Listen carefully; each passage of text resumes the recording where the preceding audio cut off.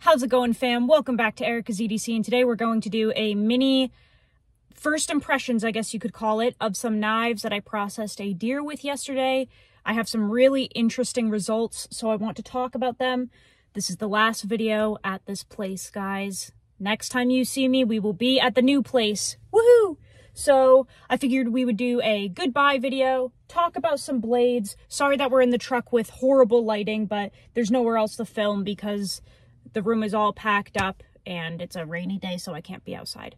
Okay, so let's get into it. Guys, my friend, Trevor, who is Nicole's boyfriend, got a deer the other day. A beautiful doe that he got with his bow, and we were asked to come and help process it. And I thought, what better knife testing than to process a deer with some of the blades that I have. As you guys know, I used to be a really big hunter, huge fisherman, or fisherwoman, I guess you would call it.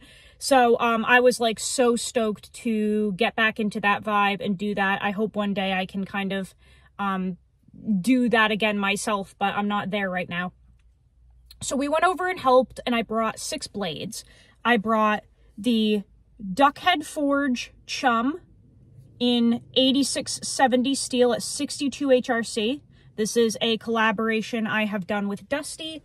This is our second design together. It's supposed to be like a hunting camp knife. I brought the Primitive Bear Knives Hunter's EDC. This is in 80 CRV2. This is 63 HRC. I brought the Northern Knifeworks Dart in K390 at 66.5 HRC. This is a design that I did with Levi. I brought the Steve Callari Custom Knives Steadfast EDC. This is the 3-inch. This is in 4V blade steel at, what is it, 66 HRC, I think? 66, 66.5, something like that. And it's only 6 thou BTE, 12 degrees per side, like not meant for processing game. But I think you will be impressed with the results, okay? And then I brought 2 other knives that I don't have with me because I gifted them to Trevor, but I brought the S35 VN Ashley game knife from Essie, and I brought a Bear Forest Knives, I think it's just called like a Hunter or something like that. It was like a Bowie style, 1095, convex edge, all that good stuff. And I gave those 2 to Trevor because I thought it would be a nice gift. Like, hey, you got a doe, good job. Here are some knives that are way better than your like Chinese crap from Walmart, right? And by the way, he had a really good time using his new knives to process his deer. So all around good times, right? Okay. So I bring the knives.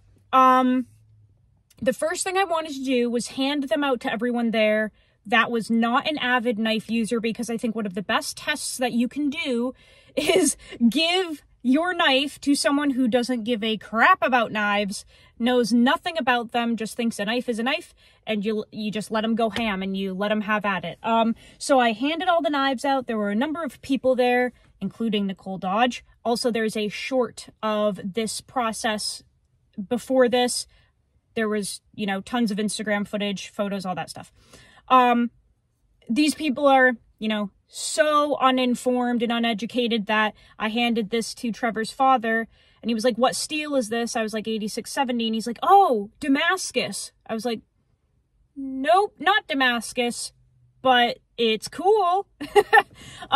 These people just don't know, right? So hand the knives out. Everyone's, you know, using them. No fucks given, quite frankly, right? Because they don't understand that these are knives that are like $300, $400 sometimes. So I was like, whatever. Good testing.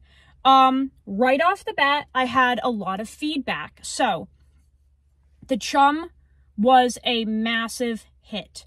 This performed very, very well for everyone. Everyone really liked it. Nicole Dodge was really impressed with this. The ergonomics, the blade length, all that good stuff. And that's what I wanted with this design, was an all-around outdoor hunting, bushcraft knife, kind of just an all-around belt knife. Everyone loved the Chum, okay? And like I said, these people don't really know anything about knives other than Nicole. So they were just saying basically they either liked it or they didn't. Okay, next, Hunter's EDC, another one. They actually really liked this. A little thick for some of the tasks, some of the finer detailed tasks, because this is, you know, 30 thou BTE, something like that, a thick boy, but this did really well for the large processing, did incredible, extremely comfortable, great blade shape, all that stuff. We got some really cool photos with this one. This was also a hit. Surprisingly, and this blew my mind, the dart was the voted favorite hunting knife of the group. Now we're talking about, you know, Trevor's been hunting his whole life and he's 32, I think. His father has been hunting for Lord knows how long. And I'm talking real hunting, guys. Like, these boys go to, like, Colorado and hunt in the mountains for, like, 3 days camping and, like, live off the land. And they elk hunt, they moose hunt, they bear hunt, they...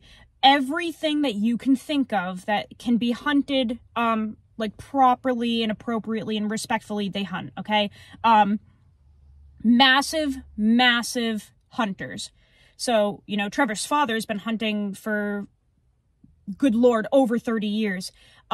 Just to give a perspective of the type of people that were using my blades.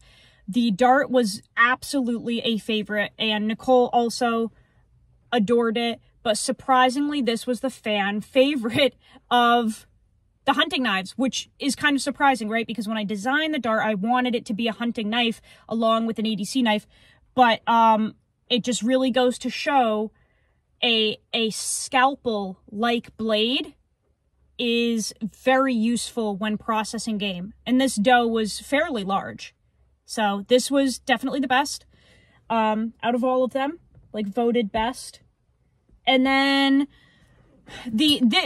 let me preface with the fact that this Steadfast is not for hunting, okay? I did not bring it to be the best game processor, because it's not. This is an EDC knife. This is a slicey, thin knife for cutting, packaging, and cardboard and all that stuff forever, okay? Not a hunting knife.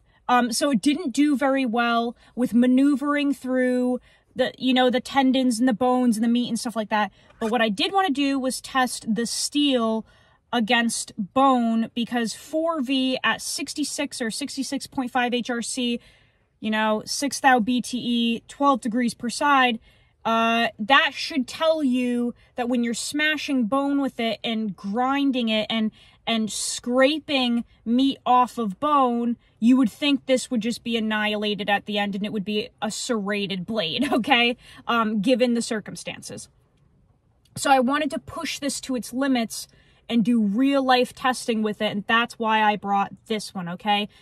Nicole was literally taking this and scraping like the femur and everything, just cleaning those bones, because another thing I want to mention is when you're a hunter and you process your game for not only yourself but your animals, it's a whole different level of processing. We cleaned that deer. Like, the carcass at the end was literally just bone. Every rib was scraped clean. Like, we utilized every ounce of this animal, and all of the scrap meat is being ground up, and it will be fed to the dogs, because our dogs eat a raw food diet. My dogs do, Nikki's dog does, Nicole's dog does, Trevor's dog does. They all eat raw food, okay? So this was like a whole different level of processing game compared to what you do when you're just processing it for humans. Every ounce of that animal was used, okay? Which means we were scraping all of the meat off, every bit, okay? Now, I brought some paper out here because I want to show you what each edge looks like after that game processing. I have not stropped them. I have not touched them up. I have done nothing other than clean them in the sink with Dawn dish soap, and then I put boiled linseed oil back on all of the scales because they were just bone dry, dehydrated. They all were discolored and diluted and stuff from being in the Dawn dish soap and air drying. So I did recoat all of the scales with boiled linseed oil because they were just so dry. I didn't want them to crack. But other than that, nothing has been done to these blades at all, okay? Let's see what the edges look like after some pretty severe use. And on top of everyone else using them, then I used each blade, okay? So we had the input from non-knife users, and then I guess a hobbyist, you could call me, okay? So I'm going to report about what I think, but I do want to show you guys what we were left with. I'm just going to lower you down a little bit. I want to show you what we're left with, okay? So we'll start with the 8670. And this is supposed to be one of the toughest steels ever. It is a carbon steel. As you can see, the beautiful patina that has come up from processing that red meat. Gorgeous. Okay, let's see what this looks like. And all of them were also like separating joints, literally scraping all the bone. All of them got absolutely abused, okay? Let's see what happened. That's insane. Crazy. Now, what you cannot see with this knife is the chip at the very tip, which I don't know if the camera will pick it up and focus. I don't think it's going to. But we did chip the tip of it. That happened at some point during the processing. I'm figuring hitting bone, but there is a chip right here. A pretty good one. I'll see if I can catch it with the paper. Right there. There's a chip right there. That must have hit bone. Completely chipped right out, okay? Other than that, absolutely unscathed. And still very sharp. Let's check out the 80 CRV2. And this had been used before the game processing, okay?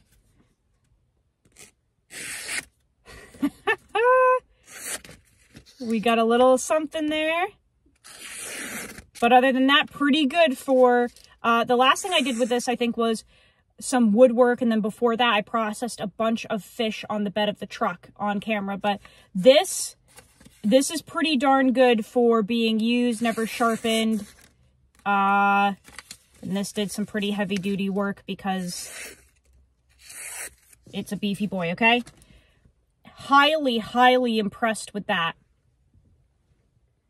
Next, we will check out the K390 dart.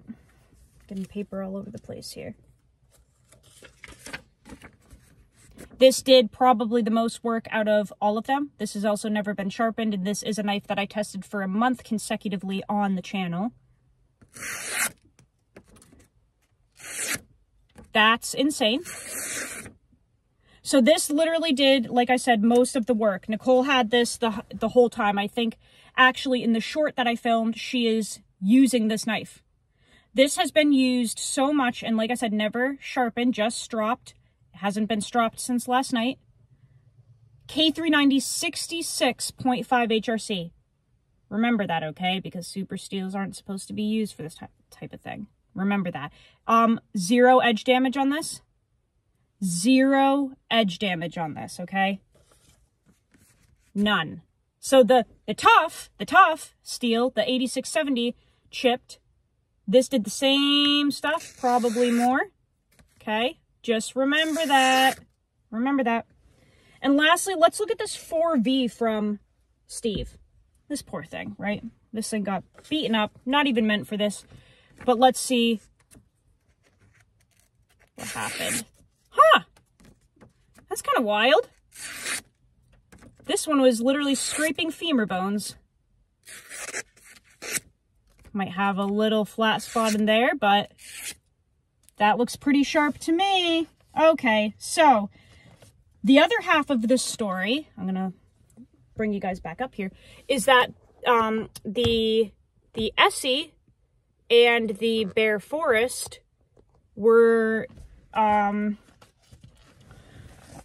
how do we put this? They were at a hardness and a BTE, let's say, that is highly marketed for bushcraft people, hunters, blah, blah, blah, okay? Those blades, I checked them at the end of the night, just like these. They sure did feel pretty chippy, pretty dull, pretty trashed. I wish I had them with me to show you guys, but you're going to have to take my word for it, because Trevor has them. They're his knives. I wasn't going to take them to make a video and then give them back. He was very excited about them. You're going to have to just take my word for it. They were pretty toasted after that processing, okay? They did all the same stuff that these knives did, and they were totaled, and they need to be sharpened. They need to be fixed. So, what does this teach us about super steel? I have been shouting this from the rooftops for quite some time, okay? I've been saying that I had a hypothesis that maybe some people were marketing simple, soft, thick carbon steels to be the best at everything, and they're the dependable ones, and they're the ones for toughness, and they're the ones that you want to bring out to do your game processing and your camping and whatever.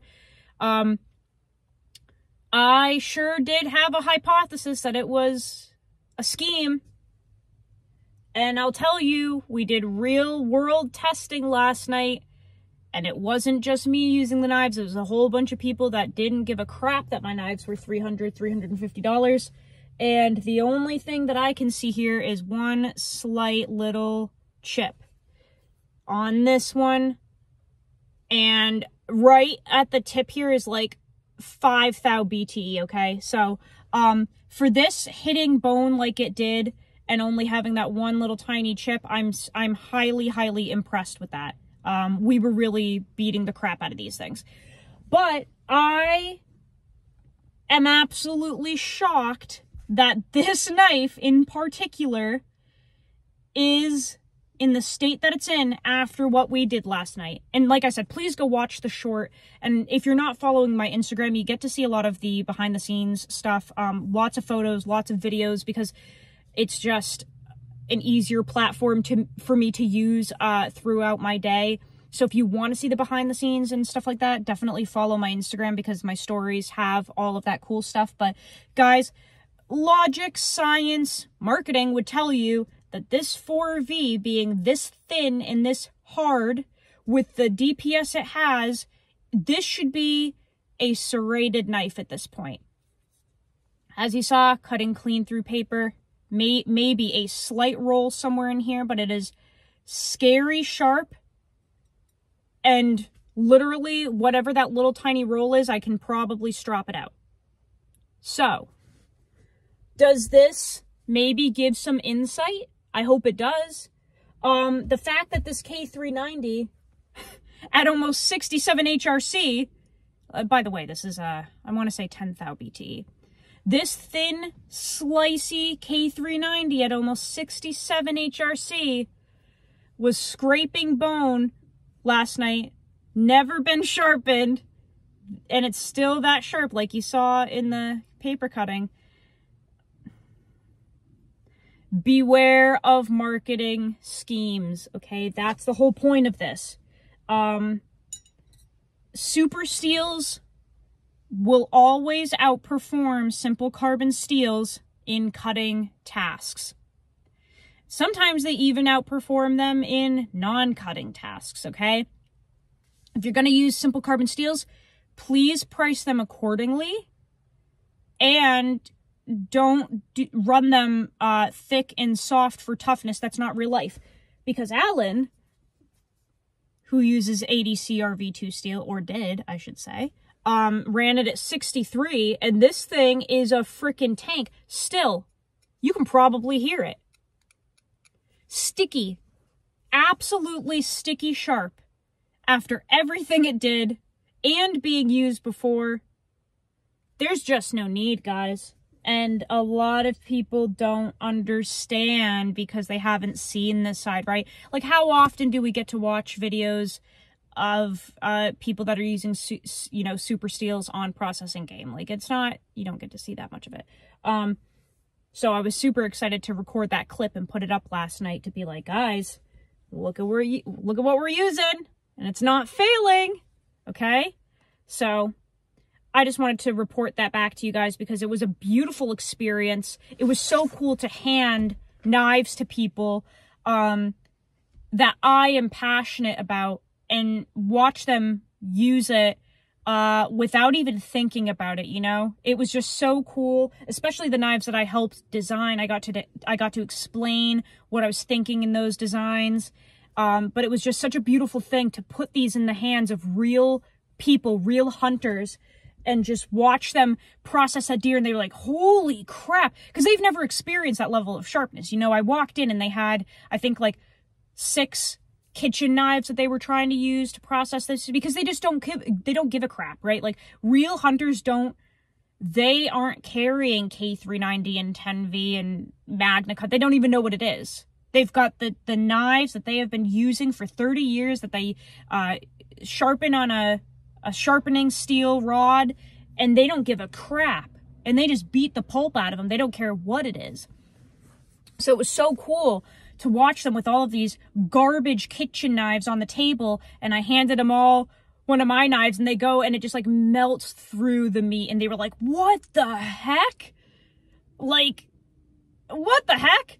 It was just a beautiful experience. So I wanted to share that with you guys. I hope that you enjoyed that. And before I go, I want to show you something very cool that did come in that I've been saving to show you. Okay. This is a knife that was gifted to me from my buddy Zeb for my birthday. It is a Pathfinder Knife Shop Skinner. Dave Canterbury, whatever. Zeb got this for me. When it arrived, it was way longer. It had maple scales, and it was just very beefy, very long. And it's supposed to be a Skinner, but it has a Scandi grind, and it's in 1095 that is marketed 55 to 60 HRC. That's not real life.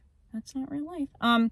So I opened it up and I was like, well, I'm not going to use this. What can I do to make it so that I do use it? So I sent it to Josh at Knife Guy Mods, and I was like, hey, can you chop the handle off, put a lanyard tube back in it, change the scales entirely, give it some comfort in the hand, some ergonomics, round the spine where my thumb goes, and just make it look somewhat presentable.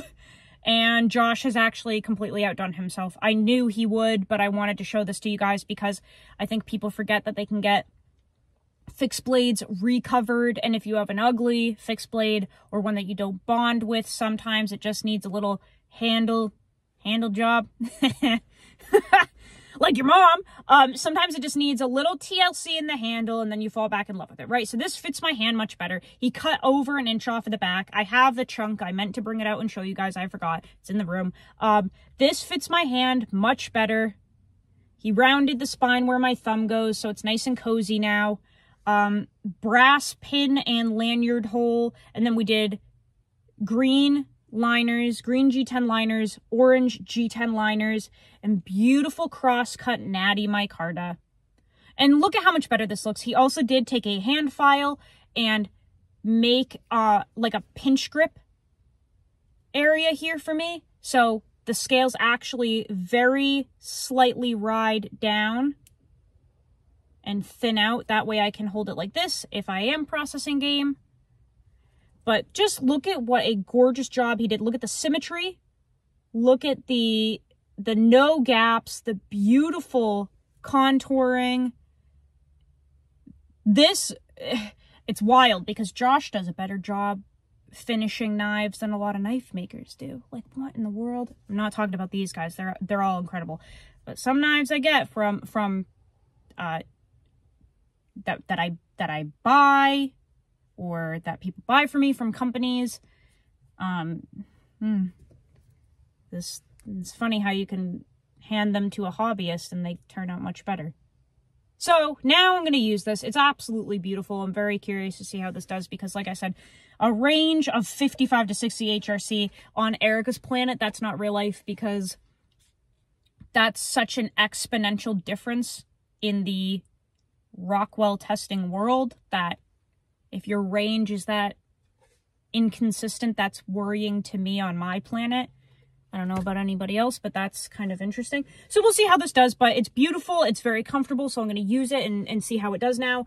I will just be reporting my subjective findings, okay? You don't even have to, they may not even be real life. It's only on Erica's planet, okay? I'm saying all of this for a very specific reason.